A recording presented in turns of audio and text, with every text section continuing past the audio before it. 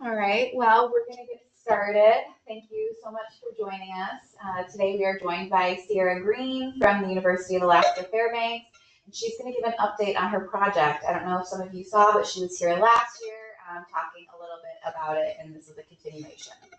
Sierra? Thanks. Yeah, so I'm going to talk for a little bit about part of the project I'm working on, and then Josie Hogg is working on the same project. She's going to talk about a little bit of a different aspect on it. Do you have the clicker? Oh, the keyboard, if you just click it like that. Oh, cool. Okay. Sweet. So yeah, I am up from Juneau. I'm based out of Juneau. I'm a master's student there with the University of Alaska Fairbanks, College of Fisheries and Ocean Sciences. And the project that we're going to be talking on today is called mariculture recon. And that takes place within the general spill region from the Valdez oil spill. And mariculture, or MarRecon, is what we've shortened down from the Mariculture Research and Restoration Consortium, and it's a really large project, kind of made up of a bunch of different organizations. We've got a lot of partners regionally, and then also statewide. We're working with NOAA and Sea Grant and the state. And then in addition to these guys who are mostly the larger PIs on the project, we have partner farms that we'll talk about too that are actually in each of the regions that we're working in. So I'm going to touch on some of the more environmental issues and water quality that we're seeing on the farm, but the MarRecon project is essentially trying to study everything about the mariculture scene in the spill region to try and build up economic benefits in this region through mariculture, and also look at the effects that it's having within the environment, the benefits to the water column, and how each water column is affecting the growth within it. So we do this through outreach in areas like this, doing listening sessions, working with the farmers, farm production, looking at the actual crops grown, seeing if there's better ways to be growing it, or modifications that could be made and backed by science. Biological communities, there's folks on the project doing aerial surveys, doing surveys underwater of the benthos to see if there's anything actually affecting the benthos from the farms. There's folks studying the fish in them, the seabirds up top. And then the part that we'll really dig into today is the environmental factor. Hey, Sierra. Yeah. Question. Is that graphic new? Yes, that's hot off the press. Who made it? Jessica. Oh my gosh, I love it. I know. I was like, we need stickers, we need hats. Yeah, I've never seen it. This is the first time. I know. Yeah, I thought it was really cool. But yeah, I think she'll send it out once it's like official. But Yeah. I wanted to get my hands on it because I knew she was working on it.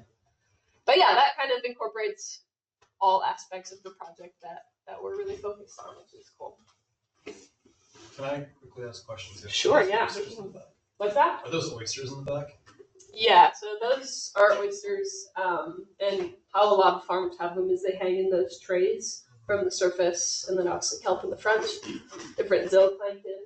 And that's why they're so much easier to harvest and process than kelp, because you don't have to like individually untie them, or like. I would say it's a different beast. I wouldn't necessarily say it's a ton easier, because those each weigh like probably 100 to 150 pounds, so you need some kind of manual or some kind of like other factor to lift them, like a crane or a winch, and then sort through them. But yeah.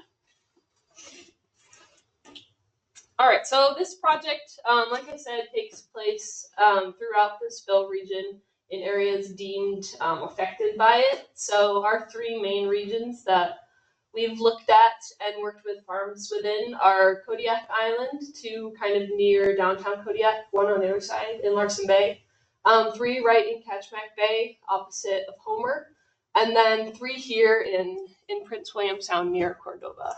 And the farms in particular that we're working with is the Native Village of EX Research Farm, the Simpson Bay Oyster Company, which obviously grows oysters, and then Royal Ocean Kelp Company. So to get after the actual kind of thought that we have here of how our water column is actually affecting the growth in each of these different regions and within the different sites of the region, we've put out what we call production arrays. So we try to make it as replicable as possible and put it at each farm site and try to make it exactly the same so when we see differences, we know what to attribute it to. So within the production array, we have in season, so it's not quite out yet, but we have 4 dropper lines of sugar kelp that go down about 15 feet.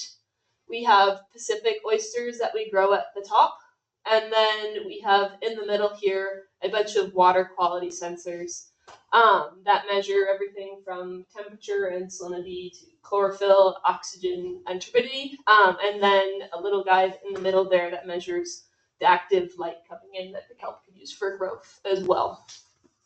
So we take this production array, put it out at each site as best we can, and we're looking to see what the differences in the growth patterns are, and can we relate that back to the differences that we're actually seeing in the water. So we're going to look at some of the very, very early results that we've seen. But before we do, I wanted to touch on the cages that we use for the oysters, because it's kind of plays a role in some of the results that I'm seeing, is what I'm guessing. So like we talked about earlier with the stacks, these ones are kind of different. They sit right at the surface. So the actual cage looks like that, and there's 3 bags that slide in. And the benefit of the cages, and why we chose to go with them, is that you can actually flip them over and leave them for 24 to 48 hours, which is allegedly dries out all of the fouling in there. So any kind of like algae or like sea stars or stuff like that that can't be out of the water would die out, and the oysters would just close up. And then when you flip them back over, they're in feeding mode, so they're actively feeding in the plankton at the surface of the water. But yeah, so they sit right at the surface.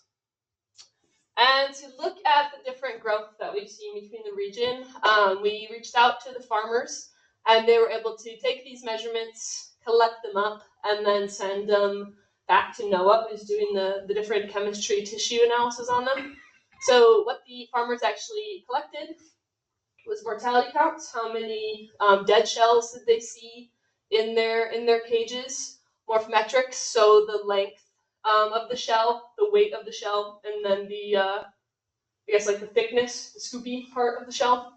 And then once they get to NOAA, we're looking at chemistry of the tissue. So we're looking at fatty acids, proteins, and different carbon and nitrogen balances in there to tell us a little bit more about how the environment's actually affecting the meat part.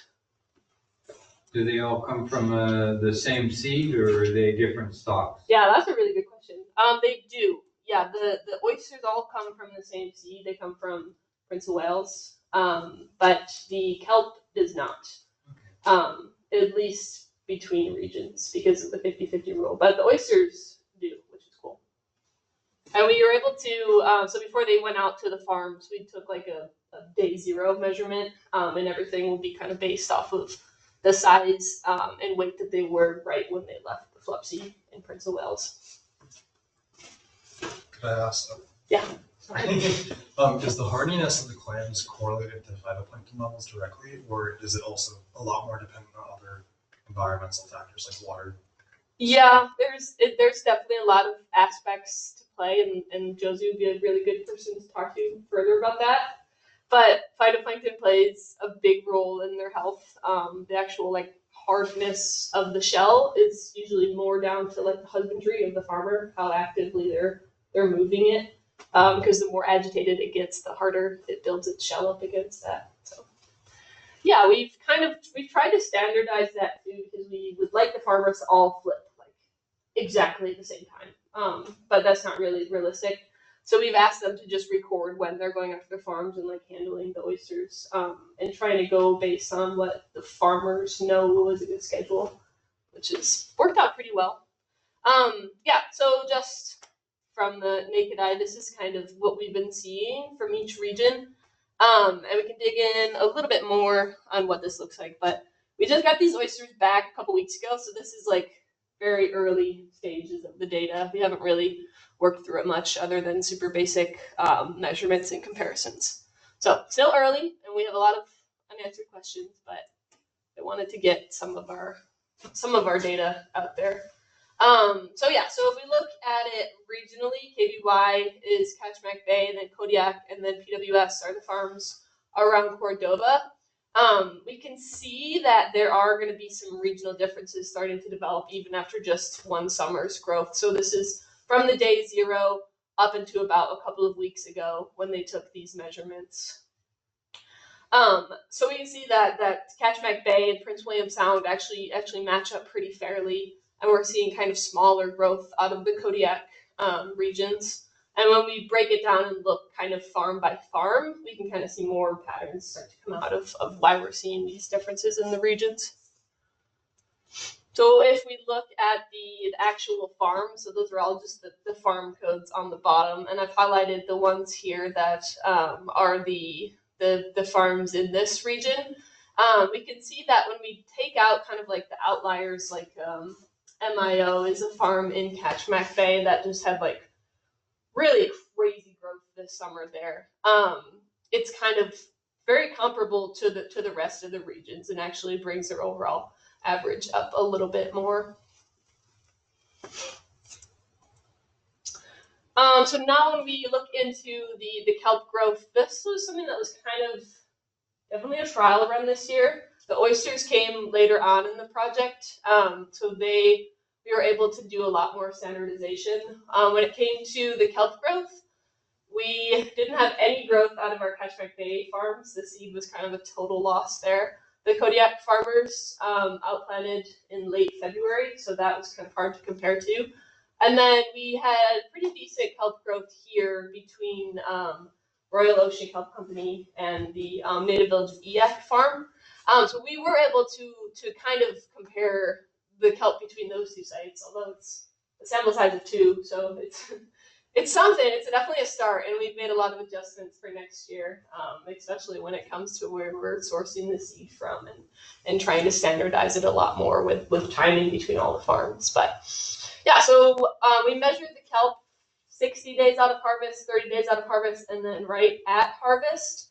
And we took the blade counts, so how many actual blades there were, the top, the middle, and the bottom, the weight of each of those sections, and then the length measurements of each.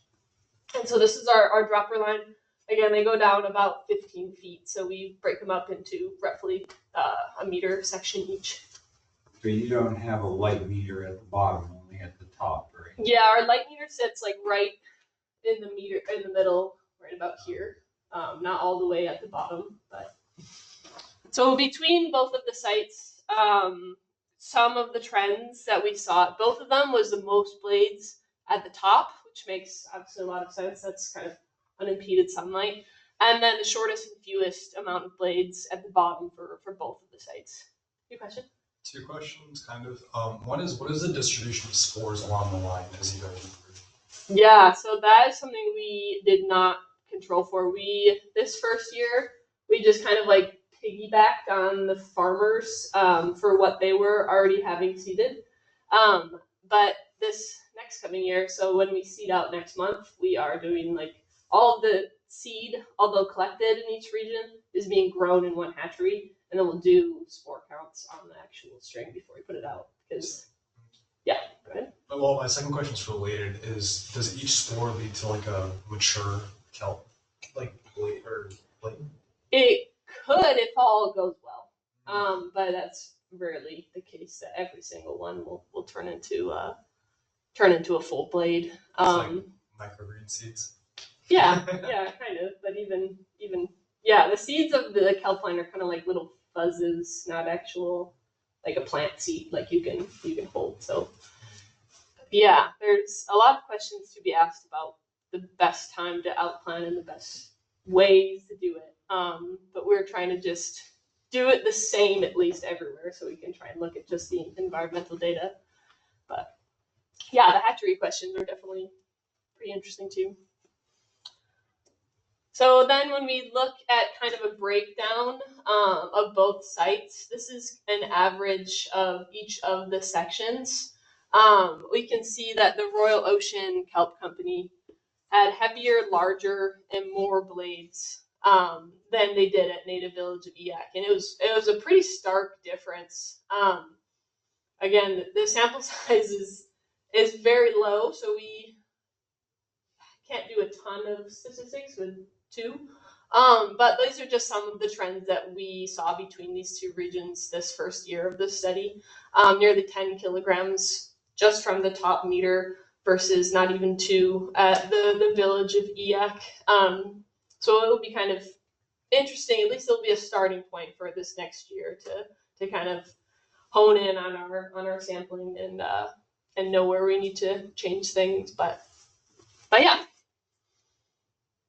So when we start to see these differences develop between different sites and different regions within the project, we can kind of know where we should be looking as to why we're seeing these crop differences. And like we just talked about, seed variation is huge in the kelp. I mean, who's to say that at the Native Village of Eyak we just use very sparse parts on the line because the kelp seed's always kind of patchy where it grows. So this year, like I said, we're going to be doing more of a sporophyte count before we actually seed it out to try and give it some kind of baseline to compare it to. Nutrients, so each of the farmers every month are going to collect inorganic nutrients, so phosphate, nitrites, and nitrates. And we will have that data. It hasn't been processed yet, so that's kind of really of a big question mark right now. But that's probably one of the main things that we'll see if we get that time series of nutrients where that's happening at each of the regions. And then, of course, light. So light is something that we have data for right now. We'll touch on that in just a second. And then oysters, when we're looking at these differences, of course, the food they're eating is going to play a really big role. And one way that we've been able to quantify that is through phytoplankton as a proxy by chlorophyll. So we have sensors that measure for chlorophyll. And it's possible that we're not collecting all the food that they're eating, but it's at least a baseline to kind of compare different sites to. And then oxygen levels, so actually how much oxygen that the oysters can utilize at these different sites can definitely impede on their growth. And I haven't been able to get the data off of the farms yet. I went out to some of them today, but so we cannot answer those two questions tonight, and we know we can't answer the nutrient. But that last one, that stratification, we can definitely take a look at that and look at the different water columns from the farms, from what the farmers have been collecting, and see if we can find some trends there.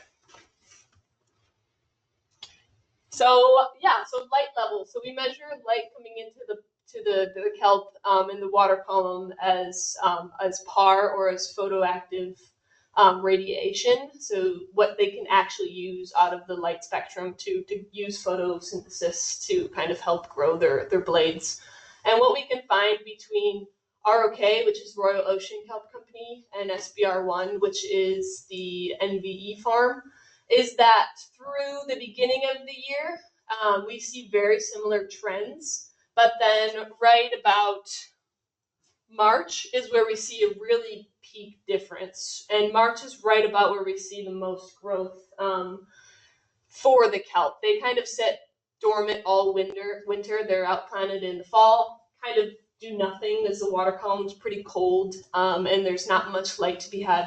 But then when that light returns in the spring, we can see that those two sites actually had a pretty large variation in light that was actually being recorded by the sensor, which sat right around where the kelp was growing. So this is again, we can't say it's 100% due to the light because we haven't been able to look at the nutrients really yet, but it is pretty interesting to see that distinguisher between the two sites there.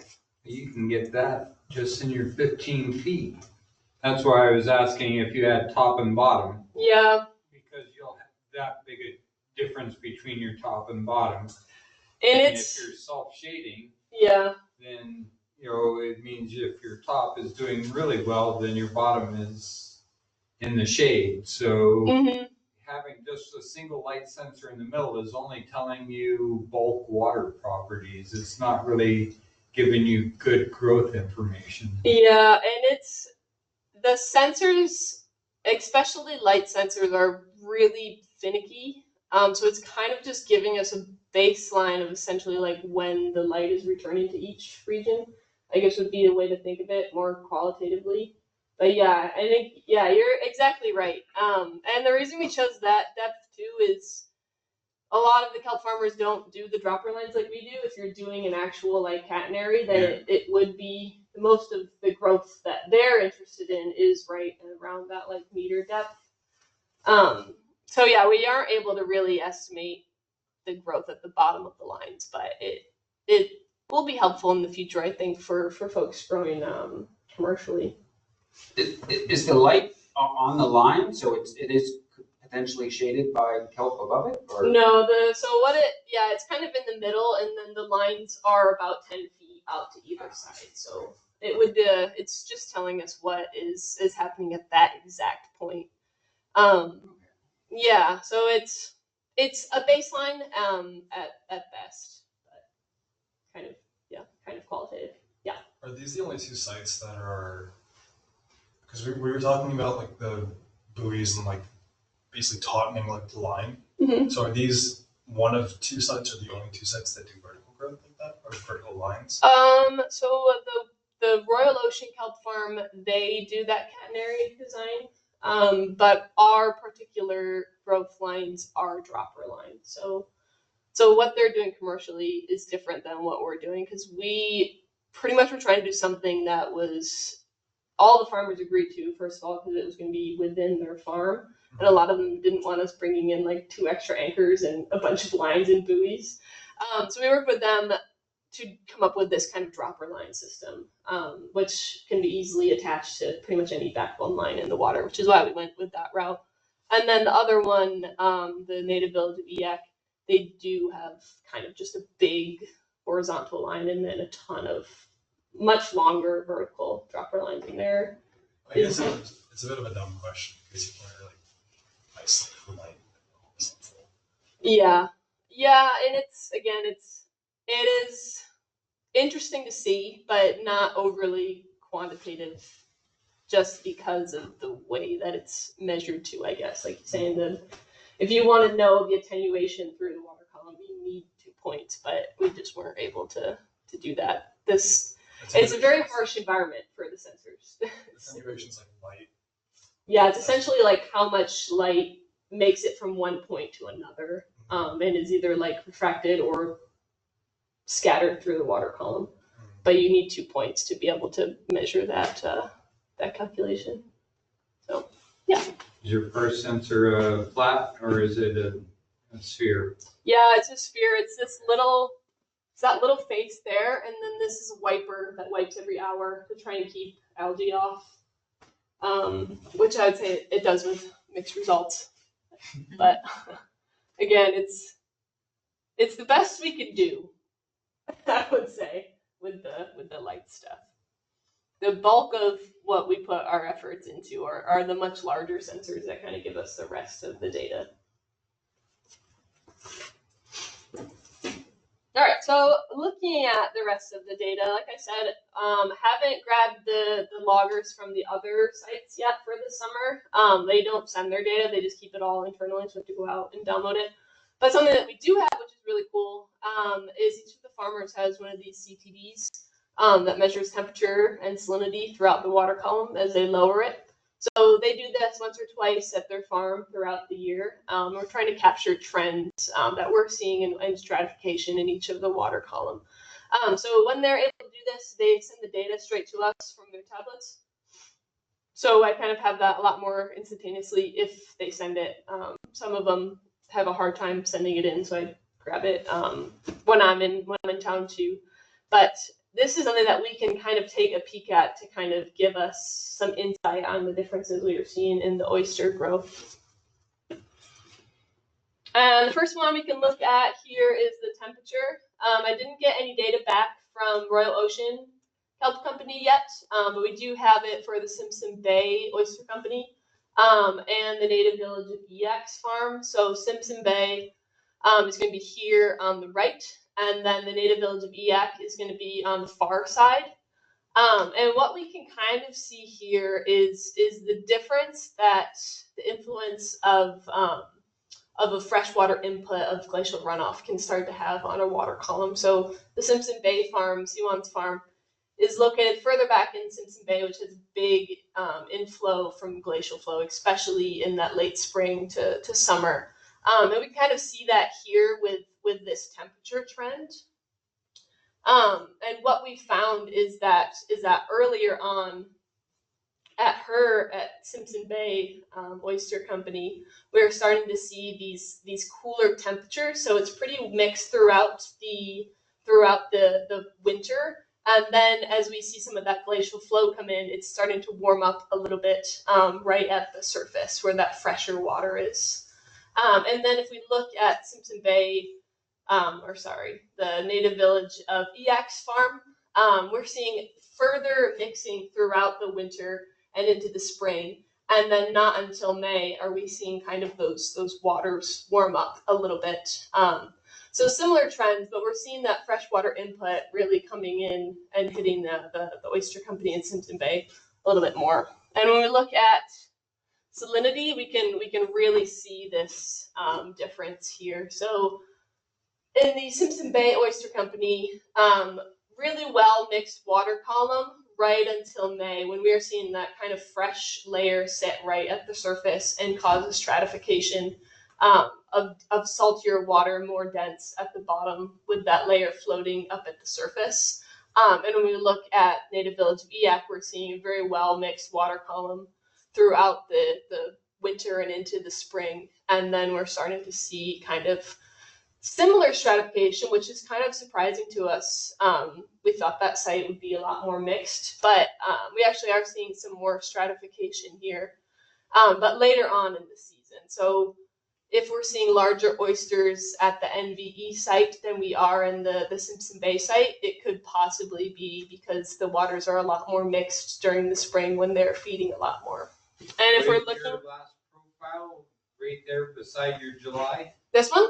Yeah. Yeah, that one is the NVE site. Sorry, these are very.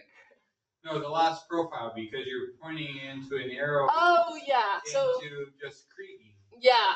This was that's another really good point. Is these are the profile drops, and this was the very latest one here. Okay.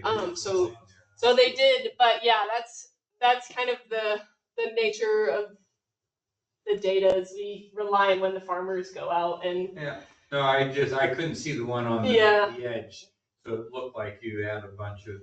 Yeah. Beyond your data. No, and I do wish we had some more data in the middle there, but it's what we get back at this point. But interesting trends beginning to develop. And when we think of this stratification of the water column, it'll be interesting to pair with some of the long time series data that we see. Stratification can kind of lead to the separation of the water column, usually due to salinity levels, and that can really play a role in nutrient mixing. So a lot of the nutrients at the surface can get depleted, which alters the phytoplankton communities up there, which really alters the ability of the oysters to feed. So because of that surface culture that we had at the Simpson Bay Oyster Company, that could really be affected by the stratification a lot more than even another gear set. So these are some of our very earliest results. Like I said, we're just getting the data in kind of as it hot off the press. But yeah, any questions so far before we bring Josie up? Yes. Might also be a dumb question, but like with the phytoplankton, does that have to do more with simply like the glacial runoff just being like fresh water with nothing in it, or does it also have to do with like flow, like pushing the plankton away? Yeah, it's kind of a mixed question, because the glacial runoff brings nutrients that the plankton blooms need. So they'll bring like silicates and phosphates in, but then the stratification can kind of alter the ability of mixing within the water column. So it's not, the runoff itself isn't bad, it's just that it can kind of cause a separation, which in turn could affect the ability of the plankton to eat the nutrients. Yeah, stay tuned. There'll be more to come. So I don't have as many slides, so it's going to be pretty short. But this is she was kind of covering a lot of different projects from a lot of different groups. And this is just our group. So I'm part of the Kelly Lab at UAF in Fairbanks. And this is our part of this larger MarRecon project. So our basic question is that we're trying to quantify farm kelp atmospheric CO2 uptake through localized air-sea flux. So basically we're just trying to see what is the CO2 flux from the ocean to the atmosphere to the ocean in these kelp farms. So we all know climate change is going on. This is a very popular figure to use, so some of you may have seen it before. But basically you can see this really long time series from Mauna Loa of atmospheric CO2, and we can see that over time it is increasing. And this increase of atmospheric CO2 also is correlated with a seawater increase of CO2. And this P is just talking about partial pressure of CO2. So when CO2 is in the ocean, we just add this P. And so we can see those time series started a lot more recently, that this increase in atmospheric CO2, there's a concurrent increase in CO2 in the ocean because it goes into equilibrium. So more is being drawn in. And because more CO2 is entering the ocean, it is causing seawater pH to decrease. And so people have been looking for ways to combat this increase of CO2. And so they're looking for environmental solutions to this. And so one of these big, hot words to use is blue carbon. So they're trying to see if we can sequester carbon in the ocean. Because the ocean is almost like this huge sponge. It takes so much CO2 out of the atmosphere. So there's lots of different ways that this can happen, but we're really interested in kelp. So people have been talking about kelp. It's a really fast growing algae. It can take up a bunch of CO2, and then if that gets sequestered, so if we sink it to the bottom of the ocean, maybe there can be an effect, or even if it's growing in the near shore, it can create potentially a localized area of ocean acidification mitigation, but we just don't know at what scale it has to be, if these farms in Alaska, how much CO2 are they actually taking up, are they actually having an effect on the environment? So we went to these different farms, so unlike Sierra's group, we're just using the pre-existing farms that are there, which comes with their own caveats and other things, because we're having to try and control for all the differences in all the farms. But to get this net CO2, trying to really understand the effect of that farm, we have an outside mooring and an inside mooring, because there's a lot of photosynthesis and respiration that can happen in the water column besides just kelp, right? There's lots of phytoplankton and other things going on, so we want to control for what's there. So we placed our outside mooring upstream of the kelp farm, doing our best because there's a lot of tidal mixing where things go back and forth. So we put our outside mooring like 50 to 400 meters away from our farm, and then we have one mooring inside of the farm. And on these moorings, we have a suite of sensors that measure temperature, salinity, dissolved oxygen. And then in Cordova, we're also measuring pH. But in Kodiak, we're measuring CO2 just because we have different sensors there. So we just have one farm from each location that we're working with because our sensors are like $15,000 each, some $30,000. So we just don't have the budget to do all of them. So in Cordova here, we're doing Royal Ocean Kelp Co. in Windy Bay. In Kodiak and Calson Bay, we're doing Alaska Ocean Farms. And then in near Homer, we're doing Spinnaker Sea Farms in Jackaloff Bay. And then I also have these really simple looking diagrams of what these farms look like, just to illustrate that they're all super different. So in Windy Bay at Royal Ocean Kelp & Co., they have 2 catenary arrays. So each catenary is like almost like this hammock of kelp lines. And they've got 2 of them, and we have our sensor in the middle of both of these arrays. In Alaska Ocean Farms, they have just 1 catenary array. So we have ours situated right in the middle. And then in Jackdaw Bay at Spinnaker Sea Farms, they have a spreader bar with 5 lines and then 2 long lines of kelp outside of that. So we had our sensor on one of their spreader bars. So also the scale of each of these diagrams are very different. So this is really far away, whereas in Spinnaker Sea Farms, that distance is like 50 yards. So it's not as far.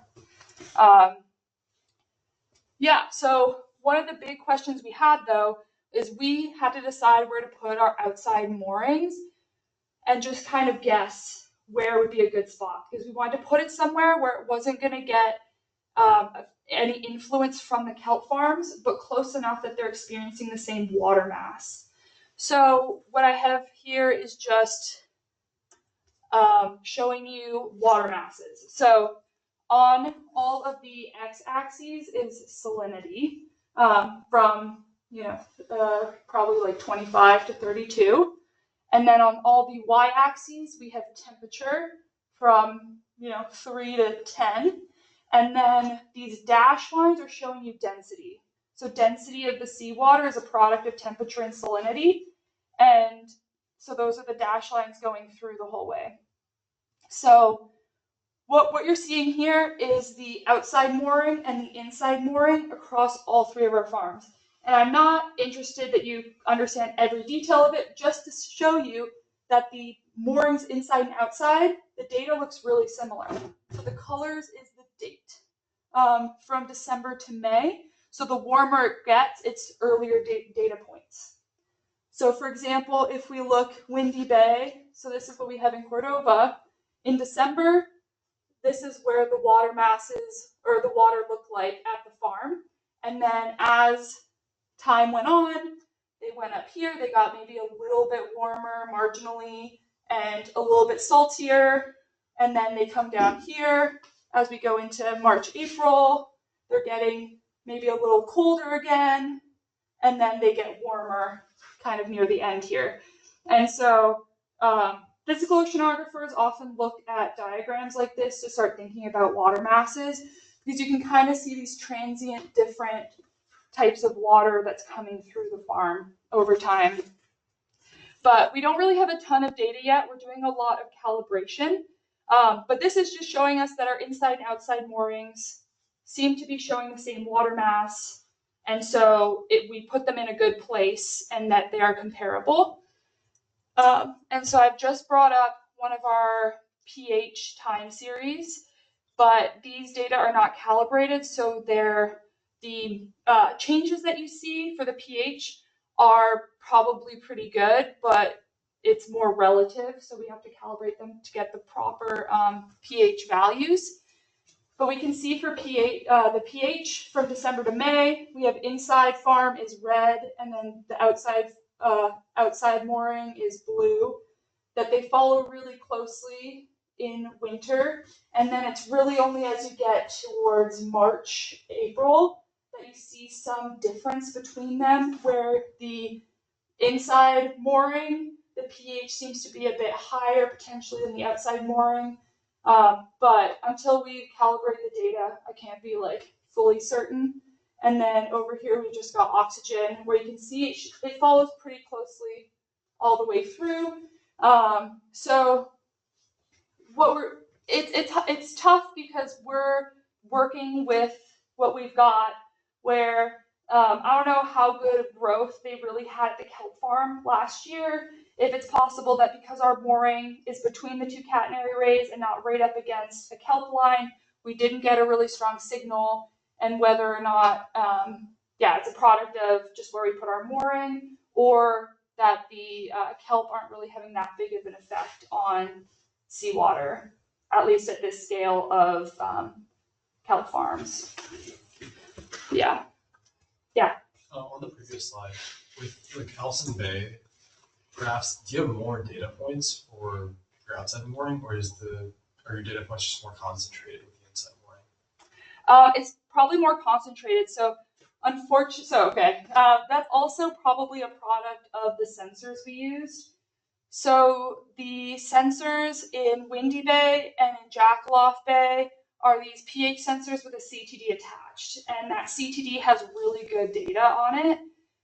Whereas in Calcin Bay is where we put our CO2 sensors, and we relied on hobo loggers. So hobo loggers are salinity loggers to get our salinity there, but those hobo loggers are not very good, or they're just not as good and precise in salinity, and you have to calibrate them based on, you know, bottle samples or other samples that you've got. So yeah, it doesn't look as good, but I don't know how much of it is like the difference between the outside mooring and the inside mooring, or if it's just a product of like having to use the hobo loggers instead of the highly precise CTDs. Gotcha. Yeah. Yeah, so that's all I got, and hopefully by next year we'll have our air sea CO2 fluxes calculated. Yeah. I have another question. Yeah. You mentioned at the beginning, I think on like the second slide, you were talking about how one possibility with kelp is sending it to the bottom of the ocean. Mm-hmm. Why would you want to do that? So carbon sequestration, so the storage of carbon, it's only considered actually stored if it cannot have access to the atmosphere for a very long time. And so if kelp is left in the near shore, it's going to get eaten up, it's going to be remineralized, and that CO2 can go straight back into the atmosphere. So it has to be buried, and buried for good, or at least, I think it's like 100-year time scale is what they're looking at, which is, again, not a very long time scale. But to be like within 6 to 8 months, I think most of it can get remineralized in the near shore. So to do that, you have to bring it like off the continental shelf to sink it to actually do proper carbon sequestration. It's like a battery. You don't want it to drain immediately. Yeah. Battery's carbon. That's in the water. Yeah, but it's like tough because we're also in the North Pacific, which is where water's being upwelled. So even in the deep ocean, it's not going to stay there for very long. So the oceans it's like a big conveyor belt. So water sinks, from the North Atlantic and from Antarctica, and then they move in the deep ocean and they come up through the North Pacific. Okay, gotcha. Yeah. And that's all I got. I'll go to our final thank you slide. And can you go back to that? This one? No, well, it might have been your last slide. Oh, yeah. Yeah. So that's why I'm not really I'm just looking at it, right? I'm not really seeing too many differences. But you're trying, the whole idea is how much effect does this farm have? Mm-hmm. And so, it's trying to figure out if there is a range effect, and if you're between two lines, that's kind of the ideal. Mm-hmm. And so you had mentioned moving it closer to the line, but does that actually give you information if you don't have any horizontal gradient? You're just saying, oh yeah, if I put it right under the line, I can get a signal, but if I put it a meter away, that signal gets washed out, but you don't have the information a meter away. So that's one of the questions, because again, when we were starting this project, it was kind of just like, where can we put it on these people's farms that doesn't intrude on their activities? So we just had to pick the best spot. We're going to put it in the same, I said that, but we're going to put it in the same spot this year. Yeah. But we did take a spatial survey when we went and collected the sensors in spring. So we got bottle samples from the same depth throughout the farm, because I wanted to see how representative where our one mooring is in the farm of the whole thing. So we're still processing that data. We're running it on multiple instruments, and not all of them are working. But I should be able to have a better understanding of that. Okay, so Hopefully you do in have a month or two. the spatial scale Yeah. near the farm, so you. Yeah. It's more than 1 point. Yeah, and so some of those bottle samples were taken near the line, like right next to the line, and then I also took some just outside of the farms too. So we'll hopefully get a better understanding. Cool. Yeah. Yeah. But I'm just wondering the control sites. I mean, there's wild kelp probably in these bays, right? Mhm. So I mean, is the cultured kelp significantly more biomass than the wild kelp? I'm just because you're going to have a wild kelp signature. Yeah. So that's why like the outside mooring is really important to try and capture any signal, background signal coming Right. from wild kelp. And then as well, each of the sites are really, really different. Like we're just looking at it from one perspective here, but like in Windy Bay, the bottom is a lot farther than in Jackaloff Bay. Like Jackaloff Bay, it's like what, like 5 meters deep where that is. Whereas, I don't know off the top of my head, but I'm assuming it's at least 40 meters deep in Windy Bay. Not quite. 40 feet? Yeah. More feet. 50 feet. And then it's also a lot deeper in Calcin Bay. And then we know in Jackaloff, the bottom is covered in sugar kelp. So there's likely going to be a really strong signal there. And that's why like it was hard figuring out where to put our outside mooring because we didn't know where to go before we're getting signals from all these other things. And there's seagrass beds in Jackaloff, and there's oyster farms in Jackaloff, and apparently oysters can also have an effect on carbonated chemistry. So there's a lot of stuff going on that it's hard to know. But I didn't bring the data here because I also these lined up really close, the outside and the inside pH values. So it made me feel somewhat confident that they are where they're going to end up. But in Jackaloff, our outside or inside mooring data, in winter, which should be similar, was skewed a bit, which means that calibration, they'll come back together again, or they should, because they should be the same in winter. But we did see that there was a very large difference between the inside and the outside mooring in their pH in Jackaloff Bay. So at least there, where there was a ton of natural kelp, we did see a separation past March, like much bigger than what you see here for. But the circulation in that bay is such that it's really easy to get outside of the local circulation. Yeah. So, you know, whether or not your control's in the same water mass. Well, that's why hopefully this is giving us a bit more confidence in that we're hitting the same water mass. But yeah.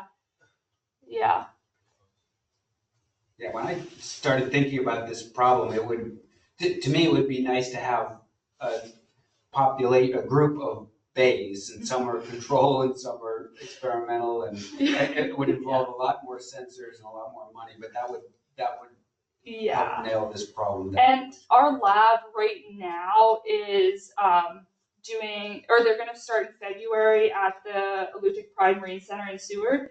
They're doing controlled laboratory experiments with seed lines with different temperature and light treatments. So they'll be able to actually calculate like really good like CO2 fluxes, and they're doing a bunch of other stuff too. Like they're looking at DIC and other things like that. So they'll have a much more controlled, but then again, it's really hard to know what's controlled in the laboratory. Does it look the same as in the ocean? So with the MarRecon project that exists, this is the first kind of whack at it, and then from what we get, hopefully things can become a bit more structured, a bit fancier. But again, it's hard to manufacture farms to control an experiment perfectly. Yeah. I think this is kind of just building off of that, and we were talking about this a little bit earlier. It's kind of like a general big picture question, but go to the next slide. Looking at what you were just talking about like fancy like data analysis, is that kind of the big issue with any sort of like yield prediction modeling? Is you literally just don't have like time spans? Like how many? I guess like what I'm asking is how many years of trends do you guys have measured? Is this the first year? Yeah, so we don't have it going all year, right? Like we just went when they were harvesting and grabbed our sensors and then we put them back out again. We're putting them back out on Wednesday while they're putting the lines out. So this is just the first year. And we're doing it for 3 years. Okay. And then after that, I guess, even if it's just like December to May, you still have like multiple cycles where you're looking at year to year.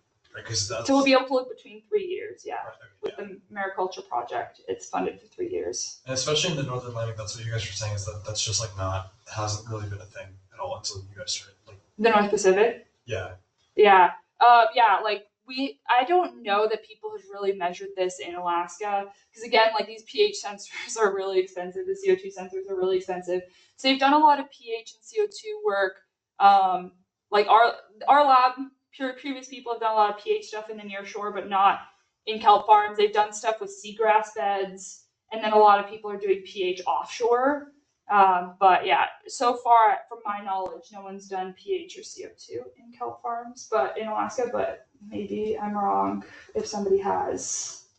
I'm not sure. Kelp farms haven't been around long enough. Yeah, 2017. Yeah, but they have done it in other places. So that's what's interesting is that in different places, kelp farms can be a sink of CO2. Sometimes it could be a source of CO2, right? Because it's a balance of respiration and photosynthesis. So we just really don't know. I feel like the past hour has been like, I've heard so much about kelp from like primary sources like the farmers, academia, random conversations. It's like, Yeah. Yeah. So the big question is, who's got better growth rate, phytoplankton or kelp? Yeah. Doubling every day for phytoplankton may start slow, but sure has a lot of growth potential. Like from what from what I understand, it's like phytoplankton are like fast. They're there first when the nutrients are, but they don't kind of grow in the same way that kelp does. And then I'm assuming as soon as phytoplankton blooms, zooplankton come in and decimate the standing stock and just like eat a bunch of phytoplankton. But yeah. Gotta sink the phytoplankton. I mean, if you want to go collect some phytoplankton, then bring it out past the shelf. Or honestly, I'm like, let's just gather it all up, put it at the bottom of a mine shaft, and just cover it in concrete. See what's easier. Yeah. another question, what is Algae? Is that phytoplankton? So yeah, I think it's just like a very general term. So microalgae could be phytoplankton, macroalgae, kelp, and seaweeds. Because they're not plants. Yeah. Yeah. Yeah. So I'm thinking of like sea moss almost. Yeah, because like I guess vascular plants. I don't know much about sea moss, but like because kelp, right, don't have like roots. They just have like holdfasts. They don't have leaves. They have the blades. Okay, that's not bad. I'm getting terms confused. Sweet. Well, I really appreciate all the questions. Yeah, I feel like a lot of this stuff has been just me trying to figure it out with my computer, so it's nice hearing input from other people. But yeah, again, like we're putting our moorings at one depth, so it's hard to know if we're capturing, and we try to capture where the kelp farm's at, but you know, even within a kelp farm that has a catenary array, you know, the weight of the lines are going like this, and it's like it's not all at the same depth either. So yeah, it isn't easy. Yeah. It's okay if you don't have an answer to this other crazy, whack, big picture question. Yeah. How does this affect like lay people? How does it affect what? Lay people? Lay people. Like- Like general population. / like, because that's a big other part of it is like, this isn't in the public eye as much, right? Mm-hmm. So like, yeah, I guess that's maybe also an outreach question as well. An education question, but. Like generally, or just like this project? Because I feel like, yeah, I mean, maybe Sierra wants to answer it too, but I feel like in terms of like ocean acidification, like everybody cares about ocean acidification and climate change. I don't know that like this has to be on a huge scale if there's ever going to be like an effect that big. Like I think someone did a study in Maine to look at how much kelp has to be grown and sunk for to actually make an effect on climate change, and it's like you have to grow kelp in like 1.5 times the U.S. exclusive economic zone is the near shore of the seawater. So, and then sink all of that for it to actually make like a huge impact on the environment. So in that sense, it's not big, but who knows, like, because there's also a lot of ideas of integrating different mariculture farms together.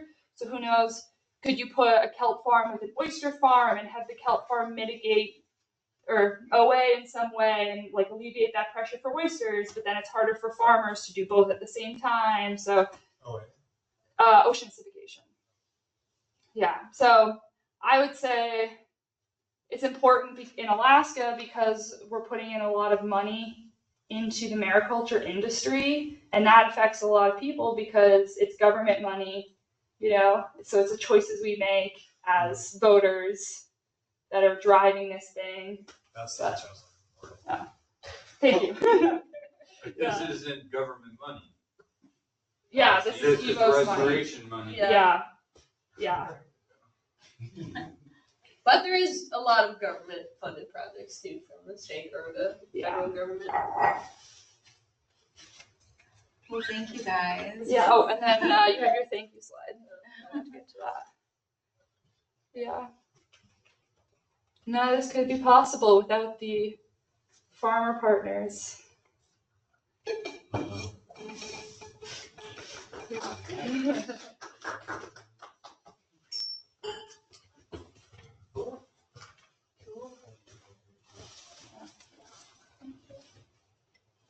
Really just industry represents potential avenue. That's exciting to see you building, you So know. it's like, Yeah. Now it's just like it's Oh, do they have even Yeah. nice water? it's actually like, stuff didn't know central environment. Yes, going through. Yeah. Exciting, but also It's daunting. exciting, but it's just like You know, that it's a lot. Yeah. Yeah. So it is. It's nice. It is nice to have like stuff like this. Right? environmentally. Oh, I need to have a graph by this. Yeah. Otherwise, I'm just This is like, the where do I start with all of this data? conversation. Yeah, it is exciting. Emergency. Were your oyster cages built specifically for this project? No, they're a company on the east coast of Canada. Solution is. And Marco's shear, farmer approach Ocean whales. acidification, all has of them for the its target profile. problem. I had never seen it before. Yeah, well, that's what we were trying to find. Be like, Something that would work on a small group of farm sites. So different. Yeah. Some of them are like super exposed, and some ones with like icing, and then like some of them are off of docks. So they're trying to find a system that, and like half the farmers are not really small. Yeah. User friendly, have it like not a ton of work. Yeah. Probably you have it like easily attachable. has a lot of So it's been working plants that well enough. doesn't But work. yeah. I think my It question. seems like some of the oyster farmers on the project really like working with them because they're pretty easy to just let them. Okay. Yeah. Yeah, I know. We were just like, oh gosh, it looks so simple in the proposal. We're just like, boop, Yeah. and then we're like, whoa, what does I know. that actually look like? Yeah, it's been Formal learning discussion along the way, that's for sure. Yeah. or academic discussion at this point. So it's- Cheer. that's not- I mean, engineers have, They should care. they can have a huge impact on transforming the way industry interacts with the environment, so that they, like, people keep the climate at the forefront of their brain when they're designing things. Like, all of the terrible impact that we have on society, like, done through technology and just like exploitation. That's what I was gonna say. Thanks Is for this opportunity. Yes, thanks for reaching out and coming while you're here. That was great. Yeah, we hit another good weather window. I think it was nice last year when you were here too. It was like gorgeous. Yeah. So that worked out great for you guys. Because I only we came in on Sunday and I'm leaving on Thursday, so I was like, there better be a good time to go. Yeah. I could extend if I need We're to. missing all the weather. Yeah, we're in Fairbanks, Oh. and They're getting classes like, got canceled in person. they got 5 today. inches of snow in the last Oh, I 2 didn't hear days, that. and That's they're insane. supposed to keep snowing all week. Yeah. Fun. So it's like keeping up with our neighbors to make sure that the Yeah. electricity doesn't go out because we've got Jonah's cat just at home with like a bunch of food and water, and you better keep going. Yeah. Well, enjoy the sunshine while you're here. That's how sea one's like, it's been way too dry. All the birds are pooping up my farm. Yeah. So you guys have had a really crazy fall. It's been a beautiful fall. Yeah. Like, abnormally beautiful. Mhm. Yeah. But dusty. Yeah. Well, thanks again. Yeah, thank Have you. a great night. Enjoy the rest of your time here.